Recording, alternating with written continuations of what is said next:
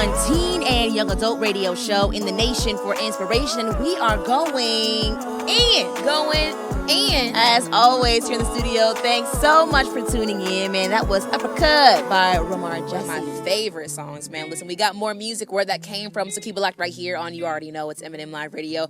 But listen, man, we got a great conversation going up this week here on Eminem Live Radio. It's all centered around this right here, okay? Fill in the blank. Stay away from people who blank. Listen, let us know on Instagram and Twitter what your blank is. Fill in the blank. Go ahead and let us know. Put people on blast. Let us know where you stand in this conversation. Hit us up on Instagram and Twitter at MM Live Radio. Facebook, too, if you got it, at Eminem Live Radio. And let us know what your fill in the blank is. But, of course, you guys already know you got to get our opinions going in studio. So, Misa, fill in the blank. Stay away from people who are jealous. Expound on that. Why you picked that one specifically?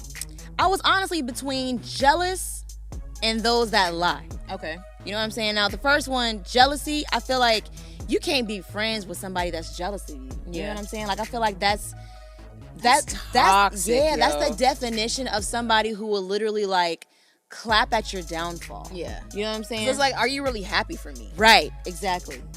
And there was a moment where I had to make the hard decision of separating from a friend because I felt like the amount of envy and jealousy just was not healthy for none of us. It was getting really, really scary. I felt like it was a lot of comparison. Yeah. And you know how sometimes like you will like compare yourself with your friends sometimes, but I mean it's a healthy comparison. Yeah. It was getting to the point where it was a bit like shysty, very shady, very unhealthy. Were affected not just her but you? Yeah. Oh, yeah, wow. and totally like affecting the overall strength of the friendship. You know what I'm saying? Because I mean nobody wants to be compared to number one. Yeah. No, but I mean the fact that my friend feels threatened, I should be able to allow you to feel supported. Yeah. You know what I'm saying? Or just know that there's no competition when it's you and I. You know what I'm saying? Like we should be on the same team, uplifting each other. So that's one thing, and especially with the case of knowing that sometimes if you have a friend that's jealous, they're willing to assist in your downfall. When you think they're clapping for you, you know what I'm saying? They're definitely clapping at the fact that you're going down and not the fact that you're standing back up. Man. But also, I feel like you can't be friends, or you gotta be, you gotta be willing to stay away from people that lie for obvious reasons. You know what I'm saying? Like if someone is going to lie on you, there's no way you can trust them to do anything at all. What about you? For me, my fill in the blank is stay away from people who are incapable of apologizing. That's mine. Oh, wow. Only because I feel like I believe that apologizing is in a sense self-awareness to me. Because it's kind of like saying that I recognize and I acknowledge the part I played. I acknowledge and recognize the wrong I did. I take responsibility. That's another thing. That's why I'd staying away from people who don't know how to apologize is big, because it's like you can't. A part of apologizing is taking responsibility. It is. And accountability for what you've done. You know what I'm saying? And for people who can't do that and solely put all of that, all the blame, everything on one person, one party, on you, that is not okay. There's even a sense of pride that comes in people who don't know how to apologize or don't want to apologize. Yeah. You know what I'm saying? So it's kind of like you're above, you think you're higher than what you are, that you don't need to apologize, that's beneath you, and that I owe you something. And I'm not saying that I'm perfect, but I'm saying we both gotta take our fair share of what we both did. I agree. You know what I'm saying? No one likes to apologize, but in a way, it's a way of humbling yourself and saying, I didn't intend to do that. However, I did it. And I'll make an effort not to cross that line again. And it's such a level of maturity. It is, and that's For you it's to a be level able of to, maturity. for you to be able to apologize and own up for your portion, that's such a level of maturity. And most adults don't have that. Yeah. I know people who are twice my age, and I feel like I always have to be the bigger person. Yeah. And they don't know how to apologize. So I keep telling myself, okay, I'm gonna apologize so I can show you how to do it. You know what I'm saying? Yeah. This level of maturity, like I felt that one just has so many layers to it for me. Like that's why that's for me. Stay away from people who are incapable of apologizing. So what would you say, Mia, to people who are like, because I mean, honestly, with this question, one might assume that we're talking about friends.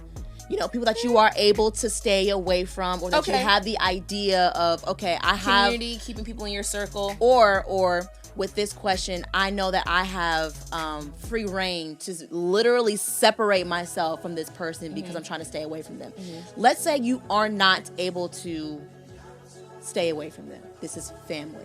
You live with them. These are your siblings. Like, this is your mom. You know what I'm saying? Like, these are people that your roommate. You know what I'm saying? And even though you might have a little bit more, you know, autonomy to move away from a roommate, let's say you don't have the financial capabilities of moving out right now. Or you can't change your family. Yeah.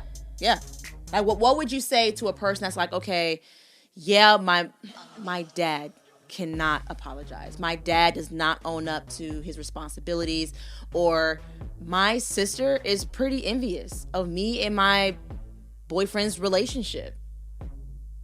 Real scary situation. I got the answer. Okay. I'm not saying I'm Sway, but I have. You got the answer, Sway? I have a solution. Okay. One word: boundaries. Unpack it. I think the only reason why I say boundaries is because sometimes you can't. I'm trying to find the right way to say this. It's not that you can control how people treat you. However, sometimes you got to tell people how to treat you. And I think even a way, it's maybe like boundaries, and the way boundaries get accomplished is by communicating what they are. Yeah. And I think a good way of like when it comes to someone who's jealous, you don't tell them about your achievements.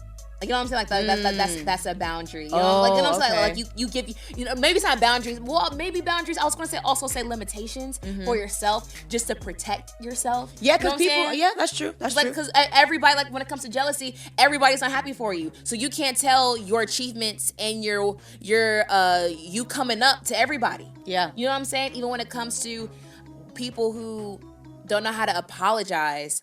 Man, that's a tough one. Yeah. I can't even lie to you. Because what would you? Okay, so I spoke into yours. What would you say for mine is? Like, well, like, how would you say someone you live with a roommate who doesn't know how to apologize, or a family member who doesn't know how to apologize? What do you do in that case? I think in that case, you still, which I know how tough it is, still have to be the bigger person. But in a way, you're gonna have to try to like reverse engineer it. So while you might not ever, Mia, get the apology that you want, at least let it be known what offended you, and let them know, hey, I forgive you for that. Because you may not ever get the apology, but just know and make the decision and make the choice to forgive them, because it's still better off for you to forgive somebody and release what they did to you. Release it, yeah. You know what I'm saying? As opposed to hold on to it and just sit around waiting. Like, I'm going to wait till he can get the picture that I'm mad at him so that he can apologize. Yet some people get the picture and they really don't care about the picture that you're trying to get them to see. Yeah. And they're never going to apologize just because of their pride. So it's best for you to just be the bigger person and be the more balanced person with the boundaries and say, hey, I didn't like the way that you spoke to me the other day. It really made me feel invalidated. But I want to let you know that I see that you're still working on, you're still working on certain things, and we're still building our relationship. I forgive you for that. Man. It sounds like we're growing up in 2022. I guess. Are we the new adults? I guess so. Is this like the uncovered side of adulting? Because I feel like I'm in a therapy session. I think we're the new adults. I guess so. Who chose us? I don't know, man. Listen, let us know, y'all. What do you what do you do for people who are in your close proximity? Like, what do you do for your family, your roommate, who is that person that you need to stay away from?